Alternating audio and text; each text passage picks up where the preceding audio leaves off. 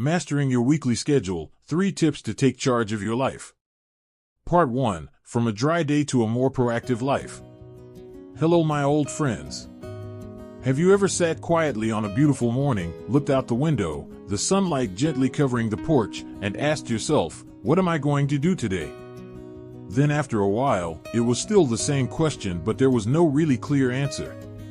And so the day passed, like any other day. I know that feeling. At our age, when work is no longer mandatory every morning, when the children are grown and have their own lives, creating a rhythm for our own lives is no longer as easy as before.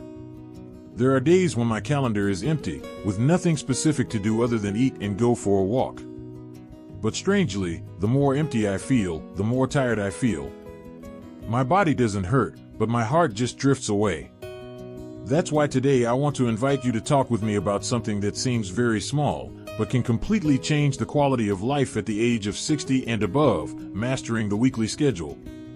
It sounds simple, but think about it. If every week we have a few clear points to aim for, if every day we wake up knowing what we will do, who we will meet, where we will go, then how much more peaceful our hearts will be, right? In this video, we will share with each other 3 small but extremely useful tips, simple ways to help you be more proactive in life, feel like you are still living a meaningful, oriented life. Not to make life busier, but to help your soul have a solid foothold, so that every day is a real gift. So let's start with my first tip, what I call the lighthouse of the week. You know, we often think of schedules as something for young people, busy with work, meetings, and endless phone calls. But at this age, we need them more than ever, not to race against time, but to guide time along with us. The first tip I want to share is to choose a lighthouse for each week, a regular, fixed activity that you can look forward to and prepare for at the beginning of the week. It could be a dance class on Tuesday afternoon, an art class on Thursday morning, or simply a coffee date with an old friend every Sunday afternoon. As long as it brings you joy and a sense of connection, with others, or with yourself. I have a friend named Martha who lives in Oregon. In her 70s, with her children far away, she once told me that for a while, the days seemed to overlap, and she couldn't tell what day it was. Then one day, she decided to sign up for a senior yoga class every Monday and Friday. That was it, but with those 2 anchors in her week, she began to reorganize her life. Wednesday was her healthy food prep day for the week. Saturday was her farmer's market day. And so things started to fall into place. The beauty of a lighthouse is that it doesn't have to be grand, but it does need to be repetitive and create a sense of purpose. Science also shows that routines, no matter how simple, help us feel stable and productive. A study from the University of California found that seniors who participated in routine activities had 25% higher life satisfaction than those who didn't. And you know what? When you have something to look forward to, your week will be different. It's like walking on a road with a warm light waiting at the end. Each day that passes is no longer meaningless, but a step closer to what makes you happy. When you have a lighthouse, you will find it easier to arrange other activities around it. But to do that proactively and effectively, we need the second tip, what I often call prime time for yourself. Let me ask you a question. If there was a time of day when you always felt the most clear-headed, full of energy, what would you spend it on? I used to ask myself that question every morning and realized that between 8 a.m. and 10 a.m. was when I was most alert. But then many times I spent those 2 hours doing trivial things, scrolling on my phone, cleaning around the house, or answering non-urgent messages. It was only later that I realized that everyone has a golden hour, a time of day when they have the highest mental energy, and that they should save it for the things that are most important to them. For me, it's the time I spend journaling, reading, or simply meditating or drinking tea.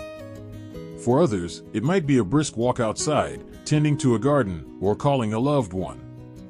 The important thing is, don't let the golden hour pass you by. Scientists at Harvard University once conducted a study that showed that when older people spent time in the morning doing a mentally nurturing activity, like writing, meditating, or learning something new, their memory and mood improved significantly after just 4 weeks. What I often do is mark that time on my calendar, like an appointment with myself. I write it down in my notebook, 9 a.m. to 10 a.m., prime time, me time. And when I do that, I feel valuable. I don't need anyone else to recognize it. I am recognizing myself. The most valuable time is not the time when I am busy, but the time when I live it fully. And it is these prime times, repeated every day, that will become the thread that binds each day into a meaningful life. But do you wonder how to keep that habit regularly? And how do we keep our weeks from becoming boringly repetitive?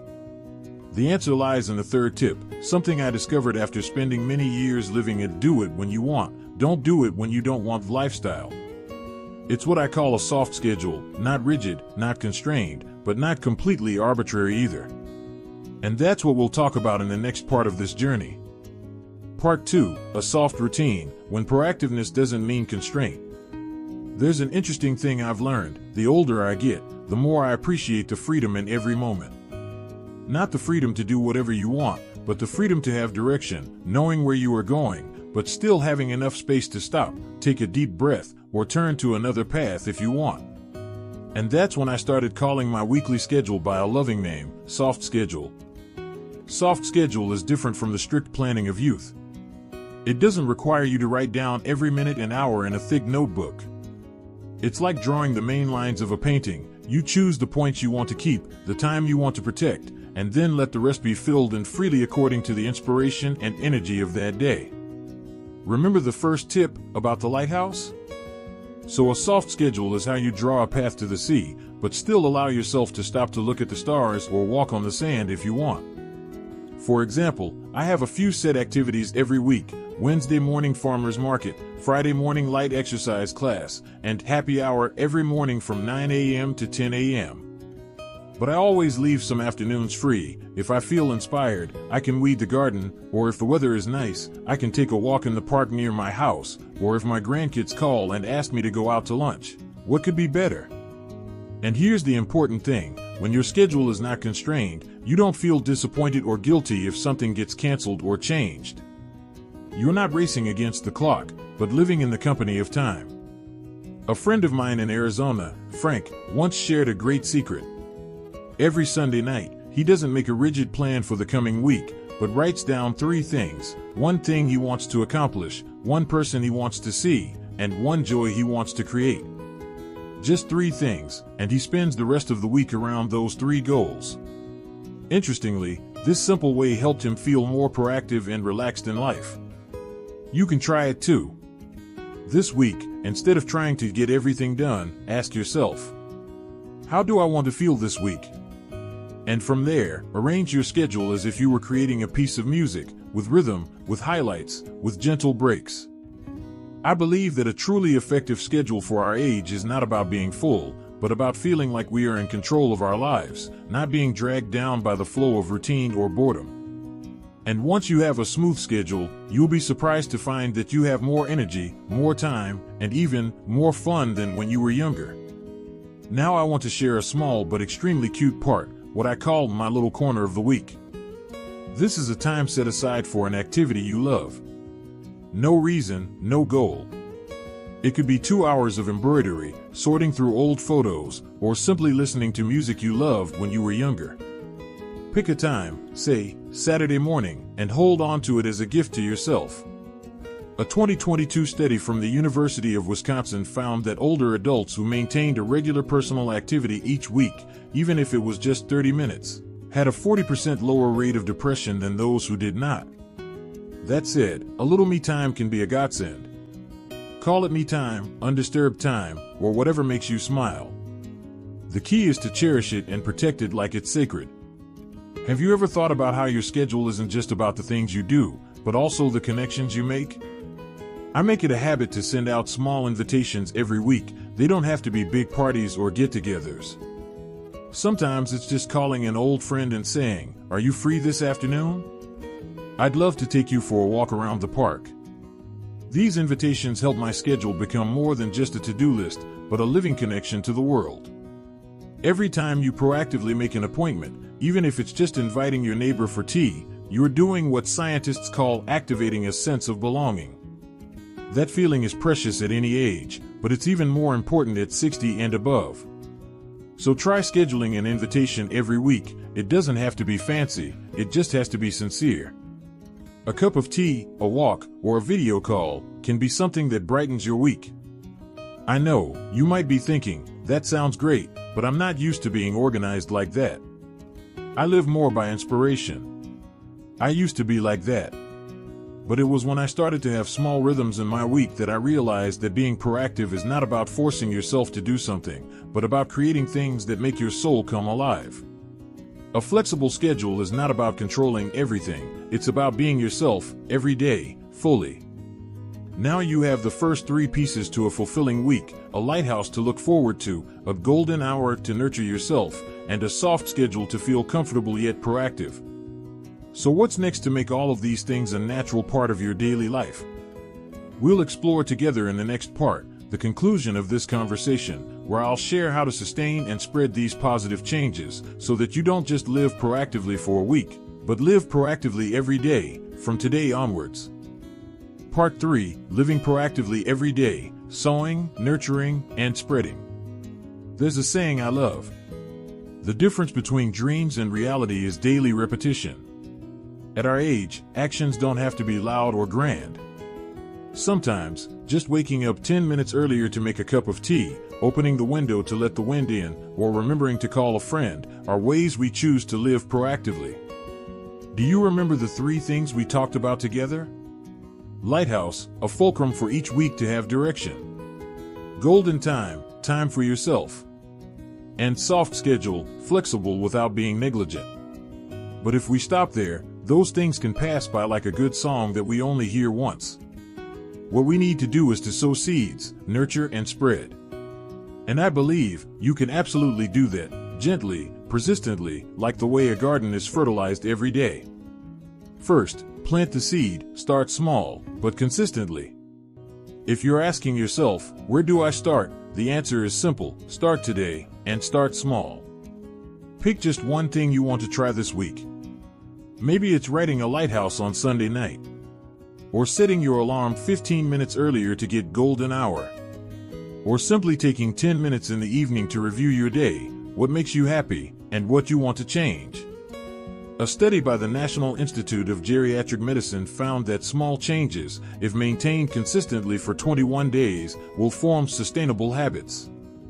And when they become habits, they are no longer an effort, they become a natural part of your life. And you know what's great? At this age, we have time. We're not caught up in the work cycle, we're not pressured to be successful, to prove something. We just need to be true to ourselves, one day at a time.